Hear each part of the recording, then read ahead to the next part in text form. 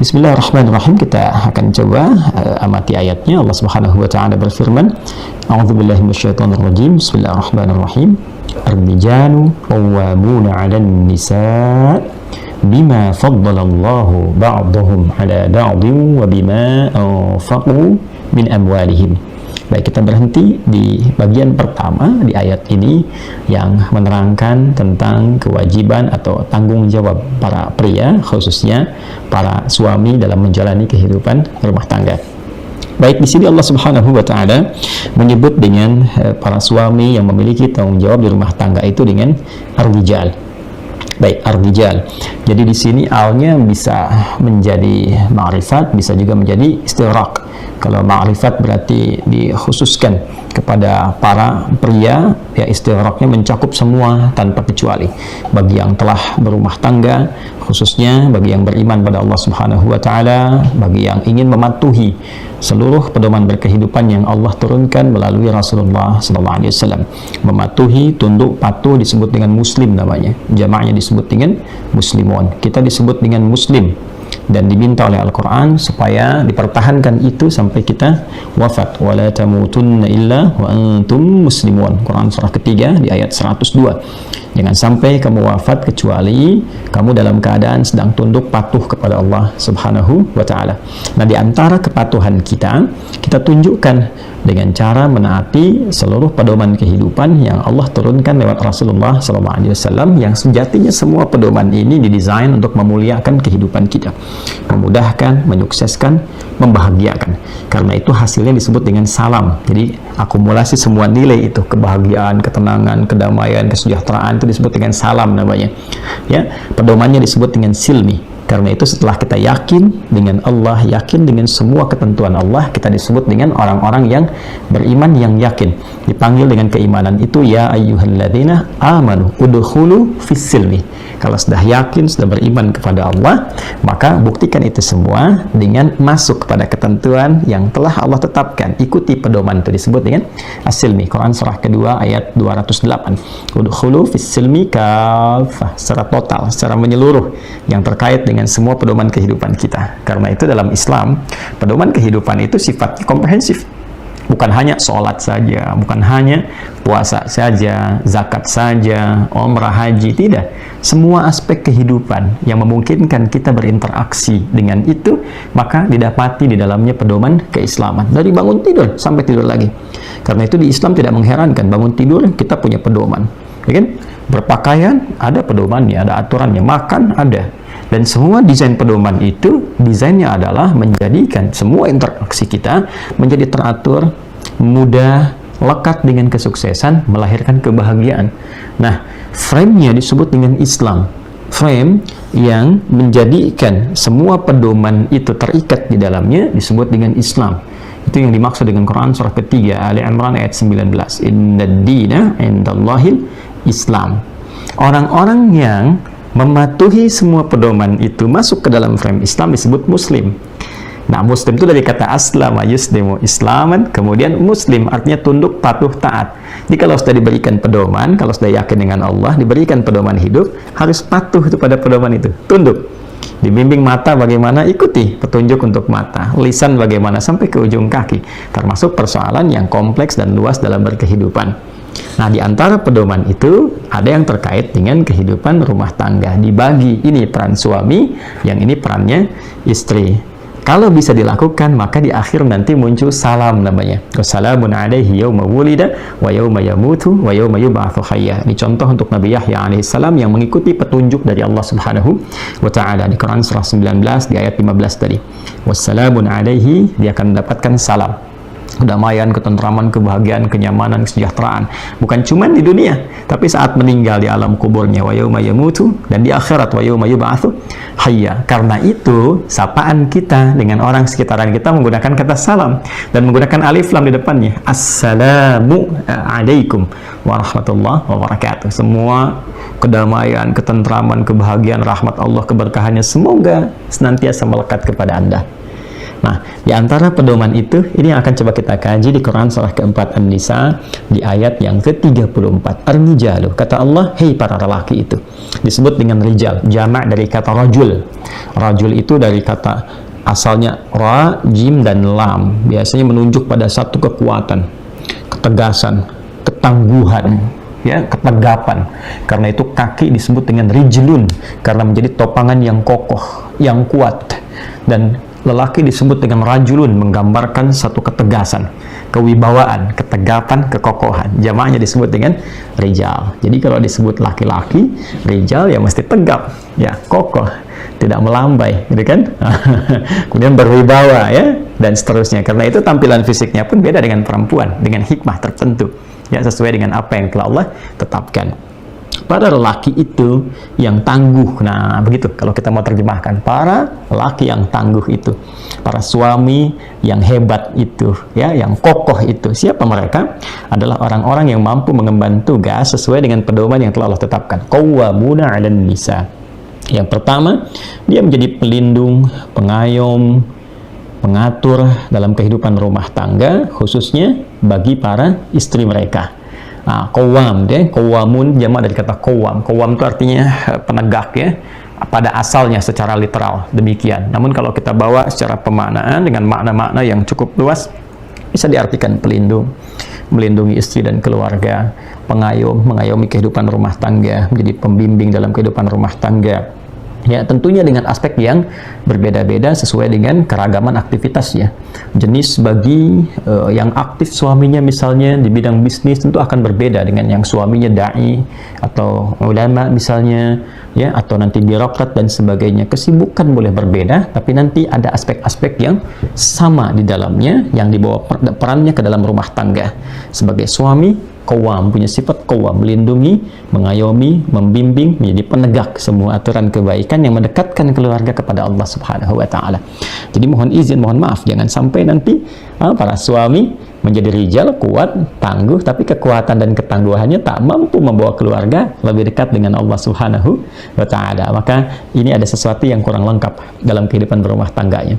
Demikian, ya, karena ayat pernikahan kan dibuka dengan kata ayat, ya kan? Di Quran surah ke-30 Ar-Rum di ayat ke-21 ketika Allah Subhanahu wa taala berfirman, "Wa min ayatihi an khalaqa lakum min anfusikum azwaja." Dan di antara tanda-tanda yang menjadikan seorang hamba dekat dengan Allah. Ayat itu bahasa singkatnya tanda yang menjadikan hamba lebih dekat kepada Allah, lebih mengenal Allah. Ya, karena itu semua isi Al-Quran disebut dengan ayat. Al-Fatihah 7 ayat, Al-Baqarah 286 ayat, demikian selanjutnya. Kenapa? Karena setiap kali kita berinteraksi dengan Al-Quran, dengan ayat-ayat itu, keadaan kita menjadi lebih dekat dengan Allah. Itu yang dimaksud Quran surah ke-8 Al-Anfal di ayat yang kedua. Innamal mu'minuna alladzina idza dzukirallahu wajilat qulubuhum wa idza tuliyat 'alaihim ayatuhu zadatuhum imanan wa 'ala rabbihim yatawakkalun. Sungguh insan beriman yang sejati itu kalau disebutkan nama Allah ada konfirmasi getaran keimanan dalam jiwanya.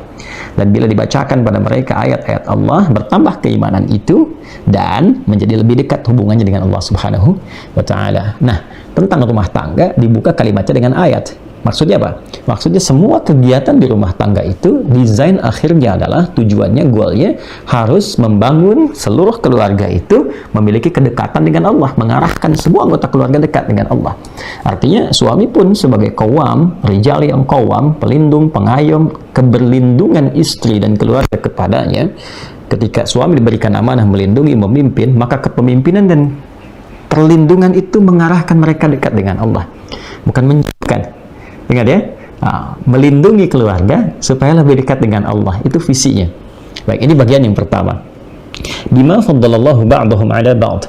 Karena memang Allah berikan kelebihan-kelebihan antara laki-laki dan perempuan. Jadi dari desain fisiknya sudah beda, makanya disebut dengan rijal tadi. Ya, makanya dia bisa melindungi karena dari segi fisik ini secara umum, ya, secara general desainnya lebih kuat, lebih kokoh, ya, lebih berwibawa dari suara, dari kelampangan dan sebagainya. Ya, dalam beberapa hal bisa dilatih, perempuan bisa kuat juga, tapi pada dasar penciptaannya secara general, secara fisikal, dengan satu tujuan tertentu, maka body dan semua desain laki-laki itu tujuannya ke arah qawwam, perlindungan dan sebagainya. Secara umumnya demikian. Ya, karena itu kata Allah, jangan pernah mengecilkan satu dengan yang lainnya, tapi tunaikan tugas secara berkeadilan. Adil itu tidak sama, ingat. Jadi nggak usah disama-samakan. Ya, perempuan pengen seperti laki-laki, dandanannya, kemudian pakaiannya, lalu ya ada yang waliyadzubillah, kita berlindung kepada Allah bahkan menjalani operasi dan sebagainya supaya mirip laki-laki atau sebaliknya. Tidak usah. Ya, tidak usah, karena fitrah kehidupannya berbeda. Adil itu tidak harus sama. Adil itu adalah proporsional sesuai dengan maslahat kehidupan yang dijalani. Ya, orang tua punya 3 anak, TK, SD, SMP.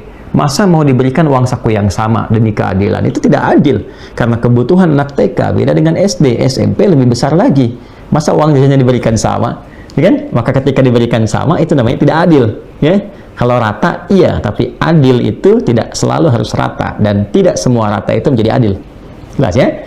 Nah, maka desain untuk laki-laki kata Allah diberikan kelebihan dari segi fisik, dari segi tampilan. Untuk apa? Mendukung fungsinya. Jadi juga bukan buat pamer. Ya, otot kawat, tulang besi itu bukan untuk dipamerkan, tunjukkan, tidak, tapi digunakan sebagai fungsinya, menegakkan keadilan, kebenaran, kekuatan, dibawa ke rumah tangga, lindungi keluarga. Baik, yang kedua apa? Nah, ini inti materi kita. Wa bima anfaqu min amwalihim. Dan juga laki-laki diberikan oleh Allah desain pada dirinya untuk mudah mencari nafkah. Saya pernah terangkan di pertemuan yang lalu bahwa kita mesti bedakan antara nafkah dengan sekedar bekerja. Ya, perempuan bisa dengan keadaan dirinya menyalurkan hobi, kemudian bekerja dan sebagainya. Tapi kalau sudah masuk ke dalam konteks kehidupan rumah tangga, Allah bagi. Jadi yang nafkah ini, yang suami.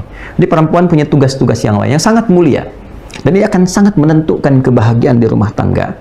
Plus juga kesuksesan dalam menjalani kehidupan rumah tangga. Jadi kalau nanti dipaksakan yang perempuan ikut seperti laki-laki atau sebaliknya atau bahkan tertukar, ini bahaya. Bahaya. Nah, ini penting untuk diketahui karena nanti boleh jadi ada pola hidup di antara kalangan manusia yang memang tidak mengikuti tuntunan Al-Quran. Apalagi kalau belum beriman misalnya. Dia punya desain hidup sendiri, pola sendiri. Ya, bagi kalangan ini misalnya perempuan bagus bekerja, perempuan keluar banyak, perempuan mencari nafkah, gitu kan? Nah, tapi dalam Islam tidak demikian. Islam mengatur secara proporsional. Ini loh, laki-laki silahkan. Tugas Anda mencari nafkah. Nafkah nanti dibawa ke rumah, istri yang mengolah di rumah. Istri yang mendampingi anak-anak. Baru lahir, dampingi dengan ASI, dengan pendidikan awal dan sebagainya. Anda bisa bayangkan kalau istrinya kemudian banyak aktif di luar, anak ditinggalkan, dekat dengan asisten rumah tangga, tidak kenal dengan orang tuanya dan sebagainya, sehingga kehilangan masa-masa awal pendekatannya. Tidak punya waktu dan sebagainya. Sedangkan fase-fase awal itu dengan ibu itu konektivitasnya mesti lebih tinggi. Ya, dibandingkan dengan ayah tentu akan berbeda, tapi dengan ibu itu mesti lekat. Jadi ketika dia kehilangan konektivitas dengan ibunya, maka satu saat dia kehilangan tempat untuk berkeluh kesahnya, untuk ceritanya, untuk curhatnya. Ya, nah, sedangkan ASI-nya itu menyambung, dan dari ASI itu kan nanti ada sesuatu yang terbawa secara genetik dalam diri anak itu yang terkoneksikan kepada ibu. Ya, karena itu nanti hubungan kepekaan 70% lebih lekat kepada ibu dibandingkan dengan ayah gitu. Tapi dalam konteks ini ketika ibunya juga banyak aktif, ya, banyak bekerja, bahkan diniatkan misalnya untuk mencari nafkah, maka pasti akan berdampak pada kehidupan rumah tangga.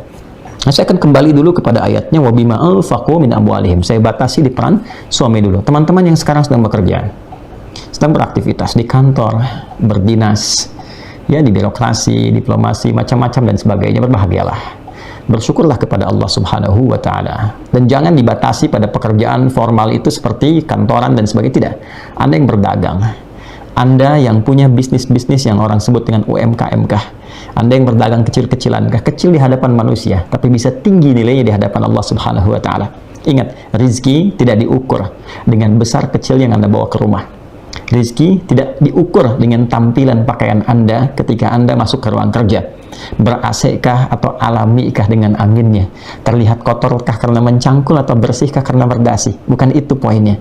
Tapi yang indah di sisi Allah adalah ketika Anda mampu menerjemahkan, mengaplikasikan ayat ini, Anda bawa dalam ruang kehidupan. Kata Allah, nih aku berikan kemampuan untuk mencari nafkah, bekerja. Apapun ruangnya, sepanjang itu halal. Jadi berbahagialah ketika Allah menitipkan kepada Anda satu kemampuan dan Anda menerapkan itu dalam kehidupan dalam bentuk apapun yang halal, halalan thayyibah. Quran surah ke-2 Al-Baqarah ayat 168. Khusus untuk insan beriman, pindah nanti ayatnya ke Quran surah ke-2, ya. yang naik ke atas sebelah kiri atas dari ayat 171 sampai dengan ayat 172-nya. Ketika masuk pada puncaknya, ya ayyuhalladzina amanu kulu min thayyibati ma razaqnakum. Kalau sudah beriman, ya, terfikirnya selalu yang halal, mencari yang terbaik, yang bagus dan sebagainya. Apapun bentuknya. Ya, jangan terlalu beranggapan dengan persepsi manusia. Ketika Anda mampu bekerja, maka yang pertama kata Allah, isyaratnya niatkan itu sebagai kepatuhan kita dan ibadah kepada Allah Subhanahu wa taala. Dimanapun Anda berdinas, bekerja, berusaha saat ini. Ya, jangan sampai lupa sudah bekerja belasan puluhan tahun menjadi ibadah nggak?